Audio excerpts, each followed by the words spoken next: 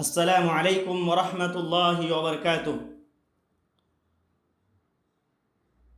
ان الحمد للہ نحمده ونستعینه ونستغفره ونعوذ باللہ من شرور انفسنا ومن سیئات اعمالنا، من يهده الله فلا مضل له ومن يضلل فلا هادي له، واشهد ان لا اله الا الله واشهد ان محمدا عبده ورسوله۔ اعوذ باللہ من الشیطان الرجیم، بسم اللہ الرحمن الرحیم۔ لیلۃ القدر خیر من الف شہر۔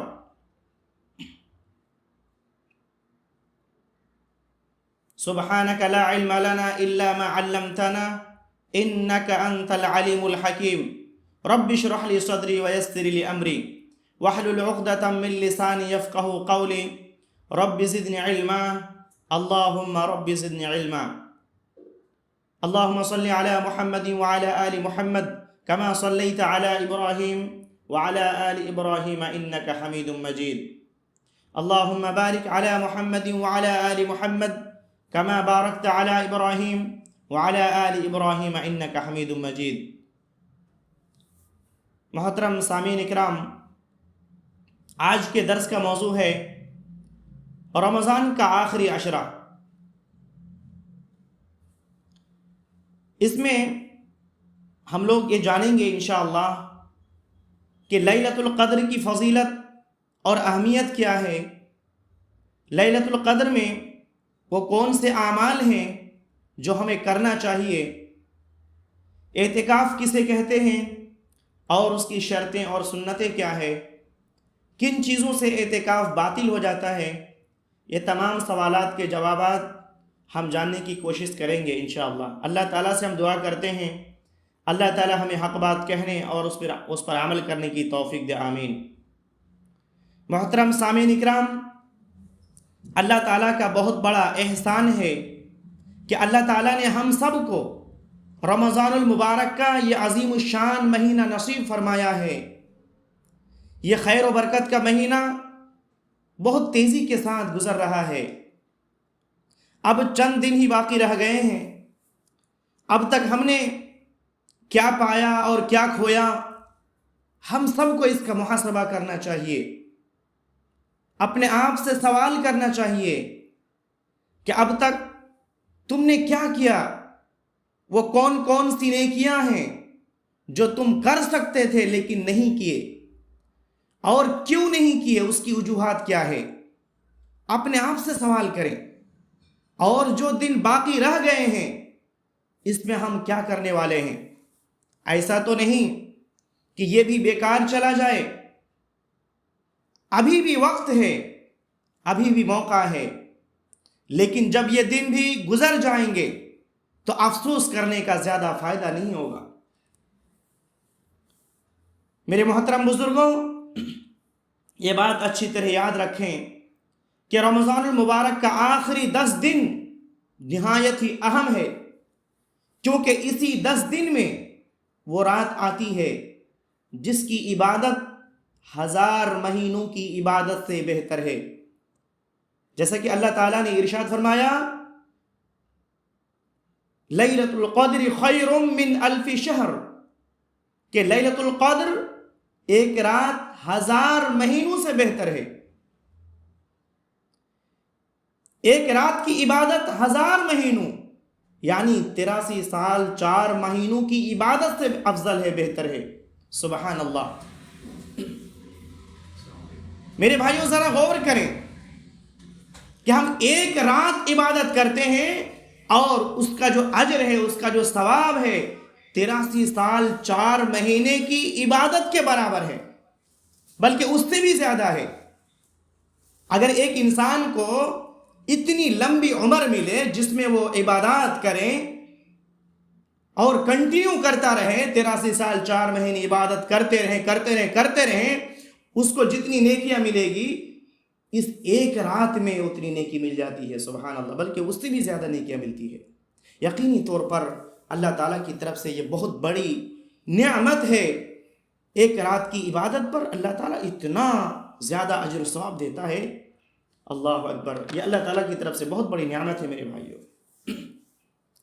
اور متفق علیہ حدیث میں نبی کریم صلی اللہ علیہ وسلم فرماتے ہیں جو شخص ایمان کے ساتھ اور اللہ تعالیٰ سے اجر و ثواب حاصل کرنے کی نیت سے لیلۃ القدر کا قیام کرے، یعنی نماز تراویح پڑھی، تو اس کے پچھلے گناہ معاف کر دیے جاتے ہیں۔ پتہ چلا کہ اس رات کی بہت ہی زیادہ فضیلت ہے، لیکن بہت سارے لوگوں کو اس کی کوئی فکر ہی نہیں رہتی۔ وہ دیگر راتوں کی طرح لیلۃ القدر کو بھی ایسے ہی برباد کر دیتے ہیں، چوک چوراہوں پہ باتیں کرتے ہوئے، ادھر ادھر گھومتے ہوئے پوری رات برباد کر دیتے ہیں، رات جاگنے کے نام پر، جو کہ بہت بڑی محرومی ہے۔ ابن ماجہ میں اللہ کے نبی صلی اللہ علیہ وسلم فرماتے ہیں جو شخص لیلۃ القدر سے محروم ہو جاتا ہے وہ مکمل خیر و بھلائی سے محروم ہو جاتا ہے، اور اس کی خیر و بھلائی سے تو کوئی حقیقی محروم ہی محروم رہ سکتا ہے۔ لہٰذا ابھی سے اس کی تیاری کر لیں اور ذہن بنا لیں کہ ہمیں آخری 10 راتوں میں سب سے زیادہ عبادت کرنی ہے انشاءاللہ۔ اب سوال یہ ہے کہ جب اس رات کی اتنی زیادہ فضیلت ہے اور اس میں عبادت کرنے پر بے شمار اجر و ثواب ہے، اور اسے چھوڑنا مکمل خیر و بھلائی سے محرومی ہے، تو وہ رات ہے کون سی؟ پتہ تو چلے ہمیں، تاکہ ہم اس میں کثرت سے عبادات کر سکیں۔ تو یاد رکھیں، ہمیں یقینی طور پر یہ نہیں بتایا گیا کہ فلاں رات لیلۃ القدر کی رات ہے، بلکہ صرف اتنا بتایا گیا کہ رمضان المبارک کے آخری 10 راتوں میں سے جو طاق راتیں ہیں، یعنی 21، 23، 25، 27، 29 کی جو راتیں ہیں، انہی راتوں میں سے کوئی ایک رات ہے کہ جس کی عبادت 1000 مہینوں کی عبادت سے بہتر ہے۔ سبحان اللہ۔ صحیح بخاری میں نبی کریم صلی اللہ علیہ وسلم فرماتے ہیں شب قدر کو رمضان کے آخری 10 طاق راتوں میں ڈھونڈو، اور علماء فرماتے ہیں کہ یہ رات بھی بدلتی رہتی ہے، یعنی پچھلے سال اگر 21ویں رات کو لیلۃ القدر ہوئی تھی تو اس رات کو 23ویں رات کو ہو سکتی ہے، یا 27ویں کو ہو سکتی ہے، 25 کو ہو سکتی ہے، یہ بدلتی رہتی ہے۔ لہٰذا کوئی شخص صرف ایک رات کو پکڑ کے نہ بیٹھ جائے کہ ہم صرف 21ویں رات ہی کو عبادت کریں گے، یا 25ویں رات ہی کو عبادت کریں گے، یا 27ویں رات ہی کو عبادت کریں گے، بلکہ آخری عشرے کی طاق راتوں کو مکمل طور پر عبادت کریں، کثرت سے عبادت کریں۔ محترم سامعین اکرام، جب اس رات کی اتنی عظیم فضیلت ہے تو اللہ تعالیٰ نے اس کو چھپایا کیوں؟ ہمیں کیوں نہیں بتایا کہ فلاں رات لیلۃ القدر ہے تاکہ ہم سب کو آسانی سے وہ تمام نیکیاں مل جاتی؟ تو کیوں چھپایا؟ اس میں حکمت کیا ہے؟ اگر اللہ بتا دیتا تو ہم اس رات کو کثرت سے عبادات کرتے اور تمام نیکیاں ہمیں مل جاتی، ہم نیک بن جاتے۔ تو چھپانے کی حکمت کیا ہے؟ کیوں چھپایا اللہ تعالیٰ نے؟ کیونکہ اگر ہمیں بتا دیا جاتا کہ فلاں ایک رات کو لیلۃ القدر ہے تو سارے کے سارے مسلمان صرف اسی ایک رات کو اللہ کی عبادت کرتے اور باقی چھوڑ دیتے اور اپنے آپ کو بڑے خیر سے محروم کر دیتے، کیونکہ رمضان المبارک میں ہر دن اور رات انتہائی قیمتی ہے۔ ہر رات میں عبادت کرنا اور کوششیں کرنا اس کی اپنی ایک الگ فضیلت ہے اور اس کی اپنی خیر و برکت ہے۔ ذرا تصور کریں کہ ایک شخص ہے جو صرف ایک رات ہی عبادت اور ذکر و اذکار اور کرتا ہے اور دیگر عبادتیں کرتا ہے، اور دوسرا شخص ہے جو 10 راتوں میں بہت زیادہ عبادات کرتا ہے، نیک اعمال کرتا ہے۔ تو کیا یہ دونوں برابر ہیں؟ ہرگز نہیں ہو سکتے، دونوں برابر نہیں ہو سکتے۔ تو لیلۃ القدر کو چھپانے کی حکمت یہ ہے کہ اللہ تعالیٰ چاہتا ہے کہ میرا بندہ میرا پیارا اور محبوب بندہ بنے اور زیادہ سے زیادہ وہ میری عبادت کرے۔ ایک انسان اللہ تعالیٰ کا سب سے زیادہ محبوب اور پیارا بندہ کب بنتا ہے؟ جانتے ہیں کب بنتا ہے؟ اللہ کا دوست کب بنتا ہے؟ اللہ کا ولی کب بنتا ہے؟ جب وہ اللہ تعالیٰ کی نزدیکی حاصل کرنے کی کوشش کرتا ہے اور نیک اور صالح اعمال کرتا ہے۔ نیک اور صالح اعمال کے ذریعے سے اللہ تعالیٰ کی نزدیکی حاصل کرنے کی کوششیں کرتا ہے۔ اور یاد رکھیں، سب سے بڑی نیکی کیا ہے؟ کوئی بتا سکتا ہے سب سے بڑی نیکی کیا ہے؟ سب سے بڑی نیکی توحید ہے، اور سب سے بڑا گناہ شرک ہے۔ اور مشرک کبھی بھی اللہ تعالیٰ کا محبوب بندہ بن ہی نہیں سکتا، کبھی اللہ تعالیٰ کا پیارا بندہ بن نہیں سکتا جو مشرک ہے، جو شرک کرتا ہے۔ آج کل اللہ کا ولی، اللہ کا دوست، اللہ کا محبوب کس کو کہا جاتا ہے؟ جس نے اپنی زندگی مجاوری میں گزار دی، جو کھلم کھلا شرک کی طرف لوگوں کو بلاتا ہے، جو یا علی مدد، یا غوث مدد کے نعرے لگاتا ہے، جو غیر اللہ کو مشکل کشا اور حاجت روا سمجھتا ہے، جو اللہ تعالیٰ کے حقوق بندوں کو دیتا ہے، اللہ کے بندوں کو اللہ کے برابر لا کھڑا کرتا ہے، جو توحید کی باتیں سننا نہیں چاہتا اور توحید والے سے نفرت کرتا ہے۔ بتاؤ میرے بھائیوں، کیا ایسے لوگ اللہ کا دوست ہو سکتا ہے؟ ہرگز نہیں ہو سکتے، کبھی بھی نہیں ہو سکتے۔ لیکن افسوس کہ ایسے ہی لوگوں کو کیا کہتے ہیں؟ یہ ہمارے پیر ہے، یہ ہمارے بزرگ ہے، یہ ہمارے ولی ہیں، یہ اللہ کے دوست ہیں۔ نعوذ باللہ من ذالک، یہ اللہ کے دوست کبھی نہیں ہو سکتے۔ اللہ کے دوست کون ہیں؟ اللہ تعالیٰ نے سورہ یونس آیت نمبر 63 میں ارشاد فرمایا، الذین آمنوا وکانوا یتقون، وہ لوگ اللہ کے دوست ہیں جو ایمان لائے اور پرہیزگار رہے۔ مومن اور متقی اللہ کے دوست ہیں، اللہ کے ولی ہیں، اور مشرک کبھی اللہ کا دوست ہو ہی نہیں سکتا۔ جو بدعاتی ہے وہ اللہ کا دوست کبھی نہیں ہو سکتا۔ جو مومن ہے، متقی ہے، توحید والے ہیں، وہ اللہ کے محبوب بندے ہیں، وہ اللہ کے چہیتے ہیں۔ اور جب ایسے لوگ اللہ تعالیٰ کی نزدیکی حاصل کرنے کے لیے نیک اعمال کرتے ہیں، فرائض کے ساتھ ساتھ نوافل کا اہتمام کرتے ہیں، تو اللہ تعالیٰ ایسے بندوں کو قریب کرتا ہے، ایسے لوگوں کو اللہ تعالیٰ نزدیک کر لیتا ہے۔ نبی رحمت صلی اللہ علیہ وسلم فرماتے ہیں کہ اللہ تعالیٰ فرماتا ہے، حدیث قدسی میں یہ موجود ہے کہ اللہ تعالیٰ فرماتا ہے کہ فرائض کی ادائیگی کے بعد نوافل کی ادائیگی مجھے بہت زیادہ پسندیدہ ہے، اور میرا بندہ نوافل کے ذریعے سے میری نزدیکی حاصل کرتا رہتا ہے، میرا قرب حاصل کرتا رہتا ہے، یہاں تک کہ میں اس کی آنکھیں بن جاتا ہوں جس کے ذریعے سے وہ دیکھتا ہے، اس کے کان بن جاتا ہوں جس کے ذریعے سے وہ سنتا ہے، اس کا ہاتھ بن جاتا ہوں جس کے ذریعے سے وہ پکڑتا ہے، اور اس کا پاؤں بن جاتا ہوں جس کے ذریعے سے وہ چلتا ہے۔ اور جب وہ مجھ سے سوال کرتا ہے تو اسے عطا کرتا ہوں، اور جب وہ پناہ طلب کرتا ہے تو میں اسے پناہ دیتا ہوں۔ اہل السنہ والجماعت کے نزدیک اس حدیث کا مفہوم کیا ہے؟ اس حدیث کا مفہوم یہ ہے کہ جب اللہ کا بندہ فرائض کے ساتھ ساتھ نوافل کا اہتمام کرتا ہے تو وہ اللہ تعالیٰ کے اتنے قریب اور اتنی نزدیکی حاصل کر لیتا ہے کہ اللہ تعالیٰ اس کی آنکھ بن جاتا ہے۔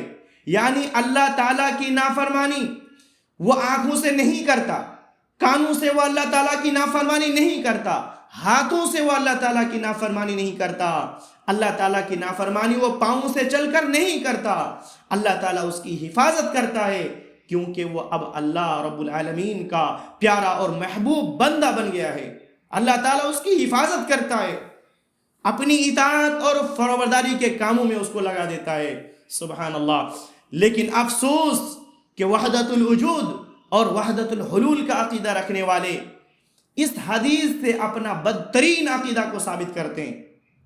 جب کہتے ہیں کہ جب ایک انسان نوافل کا کثرت سے اہتمام کرتا ہے تو اللہ تعالیٰ اس انسان کے اندر حل ہو جاتا ہے، نعوذ باللہ من ذالک۔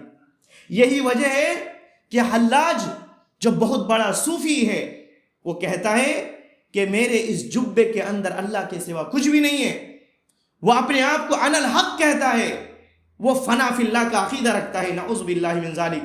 یہ بدترین عقیدہ، یہ انتہائی بدترین عقیدہ ہے جو قرآن اور صحیح احادیث اور فہم صحابہ اور سلف صالحین کی خلاف عقیدہ ہے۔ اللہ تعالیٰ ہر جگہ اور ہر چیز میں موجود ہے، یہ بدترین عقیدہ ہے۔ اپنے آپ کو مسلمان کہنے والے یہ عقیدہ رکھیں، یہ کیسا مسلمان ہے؟ استغفر اللہ۔ صحیح عقیدہ کیا ہے؟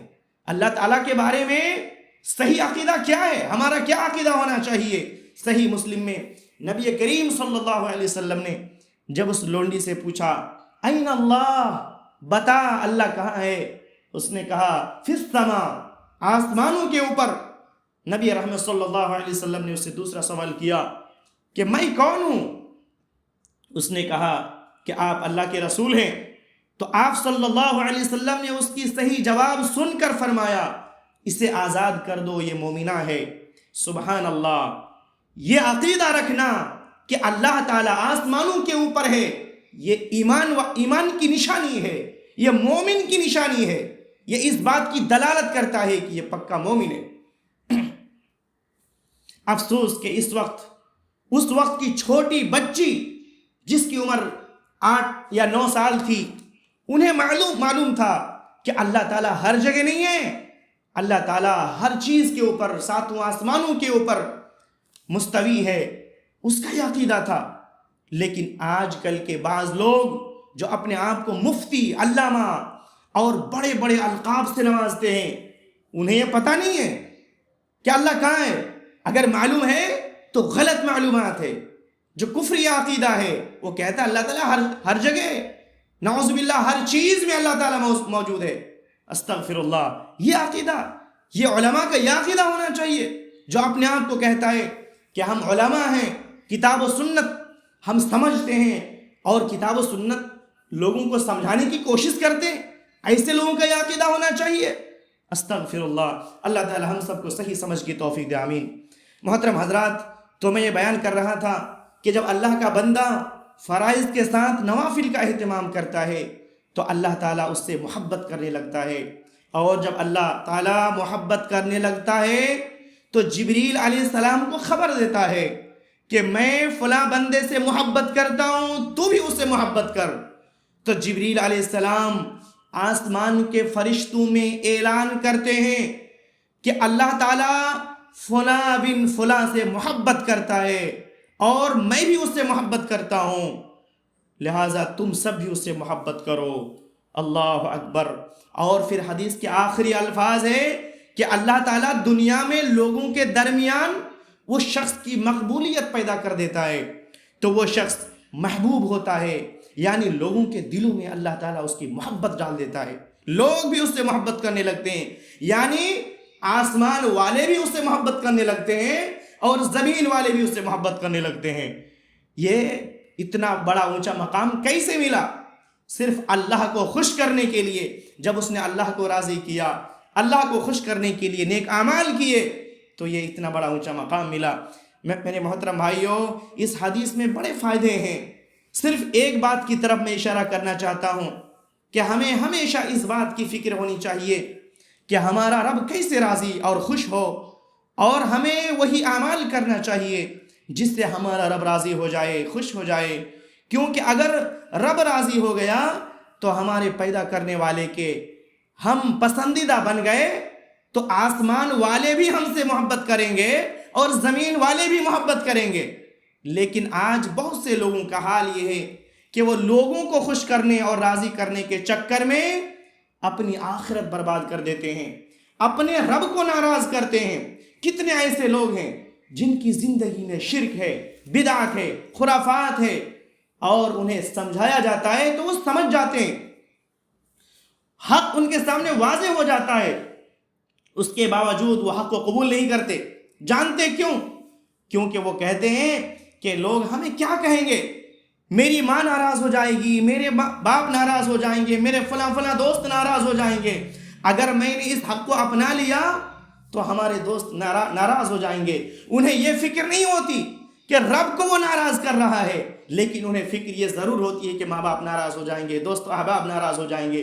میرے بھائیوں، ہمیں اپنے رب کو راضی کرنے کی فکر کرنی چاہیے، اور رب کو راضی کرنے کا ایک بہترین موقع ہے، اور وہ ہے لیلۃ القدر۔ تو کیا آپ جانتے ہیں کہ لیلۃ القدر کیا ہے، اس کی حقیقت کیا ہے؟ چلیے سمجھتے ہیں۔ لیلۃ القدر ایک رات کا نام ہے جو رمضان کے آخری 10 راتوں میں ایک طاق رات میں ہوتی ہے، جس میں جبرائیل علیہ السلام اور بے شمار فرشتے اترتے ہیں، جن سے ساری زمین بھر جاتی ہے، اور یہ فرشتے اپنے رب کے حکم سے ہر حکم لے کر اترتے ہیں، اللہ تعالیٰ نے سورہ دخان آیت نمبر 4 میں ارشاد فرمایا فیہا یفرق کل امر حکیم، اس رات ہمارے حکم سے ہر معاملے کا حکیمانہ فیصلہ کر دیا جاتا ہے، یعنی جو کچھ بھی اس سال ہونے والا ہے اللہ تعالیٰ اسے لکھ دیتا ہے، ہر قسم کے فیصلے کر کے اپنے فرشتوں کے حوالے کر دیتا ہے، اور یہ وہ تقدیر ہے جو لوح محفوظ کے مطابق ہے، جو لوح محفوظ میں تقدیر ہے جو لکھی ہوئی ہے وہ تبدیل نہیں ہوتی۔ اب فرشتوں کو کب پتہ چلتا ہے؟ لیلۃ القدر کو پتہ چلتا ہے کہ اب زمین میں کیا کچھ ہونے والا ہے، کس کے ساتھ کیا کچھ ہونے والا ہے، پورے سال کی تقدیر لکھ دی جاتی ہے اور فرشتوں کے حوالے کر دیا جاتا ہے۔ اور اس رات کی حقیقت یہ ہے، اللہ تعالیٰ فرماتا ہے سلام ہی حتی مطلع الفجر، پوری رات سلامتی کی رات ہے، خیر و برکت کی رات ہے جب تک کہ فجر کی اذان نہیں ہوتی، یعنی اس رات کا آغاز سورج کے ڈوبنے سے ہوتا ہے اور انتہا طلوع فجر ہے۔ تو پوری رات فضیلت والی، عظمت والی ہے، خیر و برکت والی ہے۔ لیلۃ القدر کی عظمت کا اندازہ اس بات سے لگایا جا سکتا ہے کہ نبی کریم صلی اللہ علیہ وسلم اس رات کو پانے کے لیے خود بھی جاگتے اور اپنے گھر والوں کو بھی جگاتے۔ اما عائشہ رضی اللہ عنہا بیان کرتی ہیں، صحیح بخاری صحیح مسلم میں یہ حدیث موجود ہے، کہتی ہیں کہ جب آخری 10 دن شروع ہوتا، آخری عشرہ شروع ہوتا تو رسول اللہ صلی اللہ علیہ وسلم رات بھر جاگتے اور اپنے گھر والوں کو بھی جگاتے اور کمر بستہ ہو کر خوب عبادت کرتے تھے۔ اسی طرح عائشہ رضی اللہ عنہا بیان کرتی ہیں کہ رسول اللہ صلی اللہ علیہ وسلم عبادات میں جتنی محنت آخری عشرے میں کرتے تھے اتنی کبھی نہیں کرتے۔ صحیح مسلم میں حدیث موجود ہے۔ تو آخری عشرے میں نبی کریم صلی اللہ علیہ وسلم خود بھی پوری رات جاگتے اور اپنے گھر والوں کو بھی جگاتے۔ صحابہ کرام سلف صالحین بھی اس رات کا خوب اہتمام کرتے تھے۔ ہمارے سلف صالحین لیلۃ القدر کا کس طرح سے اہتمام کرتے تھے، کوئی بتا سکتے ہیں؟ دیکھیں لیلۃ القدر کا اہتمام کس طریقے سے کرتے تھے۔ وہ مسنون طریقے سے غسل کرتے اور اپنے پاس موجود سب سے بہترین اور اچھے کپڑے پہنتے، خوشبو لگاتے اور ان راتوں میں خود بھی خوب عبادت کرتے تھے اور اپنے گھر والوں کو بھی جگاتے تھے۔ ابن رجب حنبلی رحمۃ اللہ علیہ اپنی کتاب لطائف المعارف میں سیدنا انس رضی اللہ عنہ کا عمل نقل کیا ہے۔ کہتے ہیں کہ انس بن مالک رضی اللہ عنہ جب رمضان کے آخری عشرے کی راتوں میں سے کوئی رات جب رمضان کے آخری عشرے کی راتوں میں سے کوئی رات آتی تو غسل کرتے، خوشبو لگاتے اور اپنے بہترین کپڑے پہنتے تھے۔ اور بھی کئی سلف سے اسی طرح ثابت ہے۔ سوال یہ ہے کہ آج ہم کہاں کھڑے ہیں؟ اتنی اہم اور فضیلت والی راتیں ہماری زندگی میں کئی مرتبہ آئی اور چلی بھی گئی، کبھی ہم نے اس رات کو پانے کی کوشش کی؟ ہمیں یہ رات مل جائے، ہم اس میں اجر و ثواب کو اکٹھا کر لیں، اپنے رب کو راضی کر لیں، کبھی اس کی کوشش کی؟ ہر کوئی اپنے سے سوال کرے، اور کہیں ایسا نہ ہو کہ یہ لیلۃ القدر جو آنے ہی والی ہے یہ بھی ہمارے ہاتھ سے نکل نہ جائے۔ اس لیے ابھی سے اللہ تعالیٰ سے دعا کریں کہ اے اللہ تو ہمیں لیلۃ القدر عطا فرما اور ہمیں اس میں عبادات کرنے کی توفیق دے، کیونکہ اللہ کی مرضی کے بغیر ہم کچھ بھی نہیں کر سکتے۔ جب تک اللہ ہمیں توفیق نہ دے ہم نیک اعمال بھی نہیں کر سکتے۔ تو ہمیں اللہ تعالیٰ سے دعا کرنی چاہیے کہ اللہ ہمیں توفیق دے کہ ہم نیک اعمال کریں۔ ہمارا رب بڑا کریم ہے، ہماری دعاؤں کو ضرور قبول فرمائے گا۔ دعا کر کے تو دیکھیں میرے بھائیوں۔ تو نبی کریم صلی اللہ علیہ وسلم اور صحابہ کرام اور سلف صالحین کے اس طرز عمل کو سامنے رکھتے ہوئے رمضان المبارک کے اس آخری 10 راتوں میں خوب عبادات کرنی چاہیے اور ان مبارک لمحوں کو بالکل برباد نہیں کرنا چاہیے۔ میرے محترم بزرگوں اور دوستو، زندگی اور موت کا کوئی بھروسہ نہیں ہے۔ ہم روزانہ موت سے قریب ہو رہے ہیں، قبر کے قریب ہو رہے ہیں۔ ہم سب کو مرنا ہے، ہر ایک کو موت کا مزہ چکھنا ہے۔ کوئی بھی دنیا میں رہنے کے لیے نہیں آیا۔ ہم سے پہلے بھی بڑے بڑے لوگ آئے تھے، وہ دنیا سے چلے گئے، ہم بھی چلے جائیں گے، ہمارا نام و نشان مٹ جائے گا۔ ذرا سوچیں، ہم نے موت کی کتنی تیاری کی ہے؟ کیا ہم قبر کے جو سوالات ہیں اس کے جواب دے سکتے ہیں؟ حشر کے میدان میں کئی سوالات ہونے والے ہیں، اور اللہ تعالی ہم سے تمام نعمتوں کے بارے میں سوال کرے گا۔ کیا ہم نے اس کی تیاری کی ہے؟ اگر ہم نے ابھی تک اس کی تیاری نہیں کی ہے، ہم نے غفلت میں وقت گزار دیے ہیں، تو کم از کم ابھی تو وقت آ گیا ہے نا کہ اب ہم سدھر جائیں، سنور جائیں، اپنی اصلاح کر لیں، اللہ اور اس کے رسول کی نافرمانی سے باز آ جائیں، اپنی تمام پچھلی گناہوں سے توبہ کر لیں۔ ابھی بھی وقت ہے، اور بہترین وقت ہے کہ ہم سچے دل سے اپنے تمام گناہوں سے توبہ کریں اور اللہ تعالیٰ سے معافی مانگ لیں، کیونکہ ایسا ہو سکتا ہے کہ یہ رمضان مبارک ہماری زندگی کا آخری رمضان ہو، اور آنے والا رمضان کے آنے سے پہلے ہی ہم اس دنیا سے چلے جائیں۔ تو ہمیں اس موقع کو غنیمت سمجھتے ہوئے اس کی برکات کو سمیٹنے کی بھرپور کوشش کرنی چاہیے۔ اللہ تعالی ہم سب کو اس کی توفیق دے، آمین۔ محترم سامعین اکرام، جب آخری عشرے کی طاق راتوں کی اتنی زیادہ فضیلت ہے، اہمیت ہے اور خیر و برکت والی رات ہے، تو اس میں ہمیں کون سی عبادات کرنی چاہیے؟ یاد رکھیں، ان راتوں میں خاص طور پر قیام اللیل کا اہتمام کریں، کیونکہ جس شخص نے امام کے ساتھ عشاء کی نماز پڑھی باجماعت، اور اسی امام کے ساتھ نماز تراویح بھی پڑھی، جب تک کہ امام تراویح سے فارغ نہیں ہو جاتا، تو اللہ تعالیٰ اس کے لیے پوری رات کا قیام کا اجر لکھ دیتا ہے، اگرچہ وہ شخص اپنے گھر میں سو کیوں نہیں رہا ہو۔ یعنی نماز پڑھا امام کے ساتھ، امام نے نماز ختم کر دی، اب آ کے وہ سو گیا، پوری رات سو رہا ہے، لیکن اسے اجر پوری رات کا لکھ دیا جاتا ہے۔ یہ اللہ تعالیٰ کے انعام و احسان ہے میرے بھائیوں۔ نبی کریم صلی اللہ علیہ وسلم فرماتے ہیں، من قام مع الامام حتی ینصرف کتب لہ قیام لیلۃ۔ ترمذی، نسائی اور کئی احادیث کی کتاب میں یہ حدیث موجود ہے، جسے علامہ ناصر الدین البانی رحمۃ اللہ علیہ نے صحیح قرار دیا ہے۔ نبی رحمت صلی اللہ علیہ وسلم فرماتے ہیں کہ جو شخص امام کے ساتھ قیام کرے یہاں تک کہ امام قیام ختم کر دے، تو اس کے لیے پوری رات کے قیام کا اجر لکھ دیا جاتا ہے۔ اسی طریقے سے کثرت سے استغفار اور دعاؤں کا اہتمام، اپنے تمام گناہوں سے سچی توبہ اور قرآن مجید کی تلاوت کریں، یہ سب عبادات ہم سب کو کرنی چاہیے۔ اسی طرح آخری عشرے میں اعتکاف کرنا، یہ بھی کثرت عبادات کی سب سے افضل اور بہترین شکل ہے کہ رمضان کا آخری عشرہ اعتکاف میں گزارا جائے۔ سب سے پہلے یہ جان لیں اعتکاف کے تعلق سے کہ اعتکاف کیا ہے، اعتکاف کسے کہتے ہیں۔ شریعت میں اعتکاف یہ ہے کہ اللہ تعالیٰ کی عبادت کی نیت سے کسی مسجد میں اپنے آپ پر اس میں رہنا لازم کر دینا۔ اعتکاف عبادت ہے، اللہ تعالیٰ کا حق ہے، اور صرف اللہ تعالیٰ کے گھر یعنی مساجد میں ہی ہوتا ہے۔ اعتکاف کیا ہے؟ اعتکاف کا حکم کیا ہے؟ اعتکاف کرنا ہر وقت میں سنت ہے، اور رمضان المبارک میں افضل ہے، اور سب سے زیادہ افضل رمضان المبارک کے آخری عشرے میں ہے، کیونکہ نبی کریم صلی اللہ علیہ وسلم نے رمضان المبارک کے آخری عشرے میں اعتکاف کا اہتمام فرمایا۔ اما عائشہ صدیقہ رضی اللہ عنہا فرماتی ہیں کہ نبی کریم صلی اللہ علیہ وسلم رمضان المبارک کا آخری عشرہ اعتکاف میں گزارتے تھے، یہاں تک کہ اللہ تعالیٰ نے آپ کو فوت کر دیا۔ پھر آپ صلی اللہ علیہ وسلم کے بعد آپ کی بیویاں اعتکاف بیٹھنے لگیں، صحیح بخاری و مسلم۔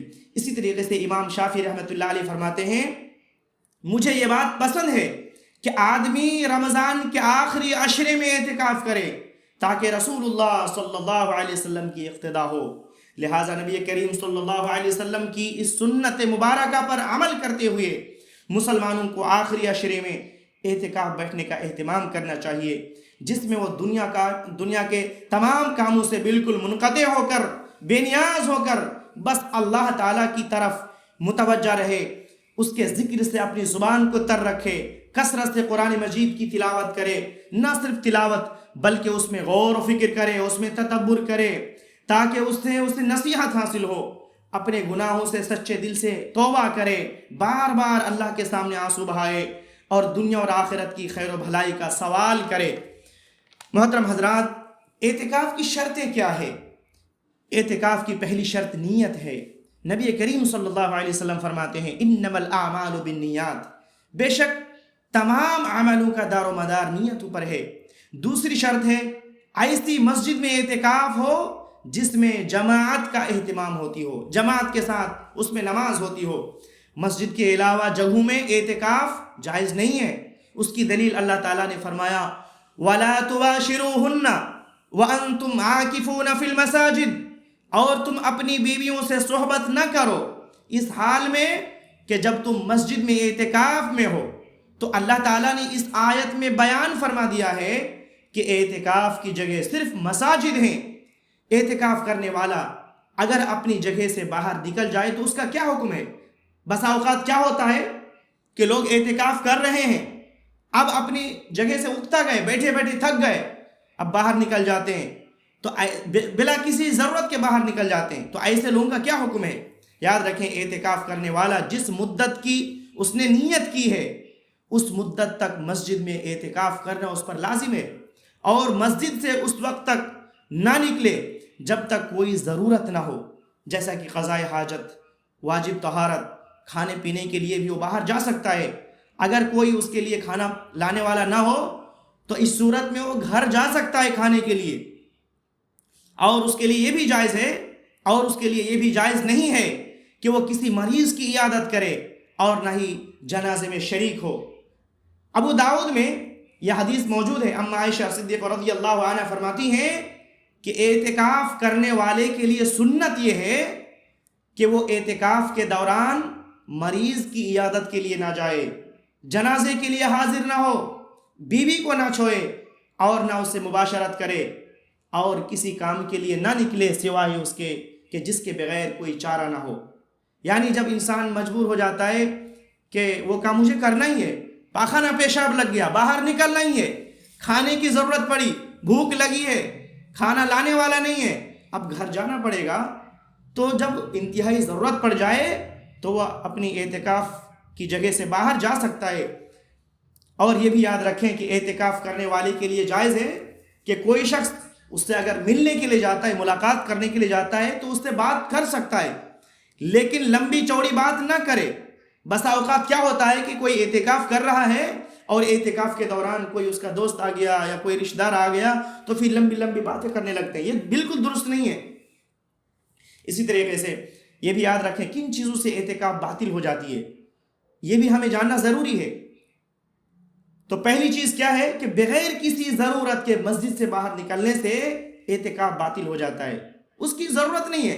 اب ایک انسان اعتکاف کر رہا ہے، اب اعتکاف سے اس کو بورنگ ہونے لگی بیٹھے بیٹھے، اب باہر نکل گیا، چائے پینے چلا گیا، تو اس سے اعتکاف باطل ہو جاتا ہے۔ ایسا بالکل نہیں کرنا ہے، بلا ضرورت اپنی جگہ سے نہیں نکلنا ہے۔ دوسری چیز کیا ہے کہ اگر شادی شدہ ہے، اعتکاف کے دوران اگر وہ گھر جاتا ہے اور اپنی بیوی سے جمع کر لیتا ہے، صحبت کر لیتا ہے، تو اس سے بھی اس کا اعتکاف باطل ہو جاتا ہے۔ بس اوقات کیا ہوتا ہے کہ جب انسان کا کھانا لانے والا کوئی نہ ہو تو ظاہر سی بات ہے گھر جاتا ہے کھانا کھانے کے لیے، اب گھر گیا اور اپنی بیوی سے صحبت کر لیا، تو یاد رکھیں ایسی صورت میں اعتکاف باطل ہو جاتا ہے۔ تیسری چیز کیا ہے کہ اگر وہ نیت کر لے کہ میں اپنے اعتکاف سے باہر نکلنا چاہتا ہوں تو اس سے بھی اعتکاف باطل ہو جاتا ہے۔ اللہ کے نبی صلی اللہ علیہ وسلم نے فرمایا انما الاعمال بالنیات، تمام اعمالوں کے دار و مدار نیتوں پر ہے۔ محترم سامعین اکرام، آج کے درس میں ہم نے کیا سیکھا؟ لیلۃ القدر کی فضیلت کیا ہے؟ ایک رات کی عبادت کا ثواب 83 سال 4 مہینے کی عبادت سے افضل ہے، اور یہ اللہ تعالیٰ کی طرف سے مسلمانوں کے لیے ایک عظیم تحفہ ہے۔ اب وہ ہمارے اوپر ہے کہ چاہیں وہ تحفہ لیں یا نہ لیں، لیکن اللہ تعالیٰ تو ہمیں دینا چاہتا ہے کہ یہ عظیم تحفہ تم قبول کرو، لیکن افسوس کہ کتنے ایسے لوگ ہیں جو اس سے غافل رہتے ہیں۔ تو لیلۃ القدر کی فضیلت ہم نے آج سیکھا کہ کتنی زیادہ فضیلت ہے اور اس کی کتنی زیادہ اہمیت ہے، اور پھر اس میں ہمیں جو عبادات کرنی چاہیے، تو سب سے زیادہ جس عبادت پہ ہمیں زور دینا چاہیے وہ کیا ہے کہ قیام اللیل کا اہتمام کرنا چاہیے. اسی طرح قرآن مجید کی تلاوت کرنی چاہیے، کثرت سے دعا، استغفار اور سچے دل سے اپنے گناہوں کی معافی مانگنا چاہیے. اور اللہ تعالیٰ نے توفیق دی تو اعتکاف کا اہتمام کرنا چاہیے. ہم لوگوں نے یہ بھی سیکھا کہ اعتکاف کیا ہے، اس کا حکم کیا ہے، اس کی شرطیں کیا ہے اور کن چیزوں سے اعتکاف باطل ہو جاتا ہے. ہم اللہ تعالیٰ سے دعا کرتے ہیں کہ اللہ تعالیٰ ہم سب کو علم نافع اور عمل صالح کی توفیق دے. الہ العالمین تو ہم سب کو لیلۃ القدر نصیب فرما. آخر میں تمام ہی لوگوں سے گزارش کرتا ہوں کہ دوسرے لوگوں کو ان دروس میں جوڑنے کی کوشش کریں. ہر ایک اس بات کی کوشش ہم میں سے ہر ایک کو اس بات کی کوشش کرنی چاہیے کہ اپنے بھائیوں کو، بہنوں کو، ماں باپ کو اور دوسرے رشتہ داروں کو اس سے جوڑیں. میرے بھائیوں ذرا غور کریں کہ آج علم حاصل کرنا کتنا آسان ہو گیا ہے. گھر بیٹھے بیٹھے ہم بہت کچھ سیکھ سکتے ہیں، سمجھ سکتے ہیں. اس کے باوجود آج ہمارے پاس صرف علم حاصل کرنے کے لیے وقت نہیں ہے. ہمارے پاس ہر کام کے لیے وقت ہے. اگر وقت نہیں ہے تو صرف دینی علم حاصل کرنے کے لیے ہمارے پاس وقت نہیں ہے. یہ افسوس کی بات ہے. جس سے ہماری آخرت سنور سکتی ہے، ہماری آخرت بن سکتی ہے، ہماری آخرت درست ہو سکتی ہے، اس کے لیے آج ہمارے پاس وقت نہیں ہے. تو ایسا نہیں ہونا چاہیے. جب ہمیں اتنی سہولیات مل رہی ہے، ہم گھر بیٹھے بیٹھے علم حاصل کر رہے ہیں، تو ہمیں خود بھی علم حاصل کرنا چاہیے اور دوسروں کو بھی جوڑنا چاہیے. ذرا سوچیں کہ ہمارے اسلاف سلف صالحین علم حاصل کرنے کے لیے کتنی محنتیں کرتے تھے. ایک ایک حدیث کے لیے لمبے لمبے سفر کرتے تھے. جابر بن عبداللہ رضی اللہ عنہ کے بارے میں آتا ہے کہ ایک حدیث سننے کے لیے 1 مہینے کا انہوں نے سفر کیا، تب جا کے انہیں وہ حدیث ملی. آج ہمارا حال کیا ہے کہ ہم گھر بیٹھے بیٹھے بہت ساری احادیث، بلکہ تمام احادیث کو ہم دیکھ سکتے ہیں، پڑھ سکتے ہیں، سمجھ سکتے ہیں، لیکن افسوس کہ ہمارے پاس وقت نہیں ہے. تو میں تمام دوستوں احباب سے گزارش کرتا ہوں کہ خود بھی سیکھیں اور دوسروں کو بھی اس پر ابھاریں کہ علم حاصل کریں. اگر ہم دن و رات میں 1 گھنٹہ، صرف اور صرف 1 گھنٹہ دینی علم حاصل کرنے کے لیے نکال لیں تو ہم بہت کچھ سیکھ سکتے ہیں انشاءاللہ. لیکن شرط یہ ہے کہ ہم سیکھنا چاہیں. اگر ہم سیکھنا ہی نہیں چاہتے تو پھر کبھی نہیں سیکھ سکتے. اللہ تعالی ہم سب کو خیر و بھلائی کے کام کرنے کی توفیق دے. آمین. وصلی اللہ علی نبینا محمد صلی اللہ علیہ وسلم. سبحانک اللہم و بحمدک واشہد ان لا الہ الا اللہ واستغفرک واتوب الیک. وصلی اللہ علی نبینا محمد صلی اللہ علیہ وسلم. السلام علیکم ورحمۃ اللہ وبرکاتہ.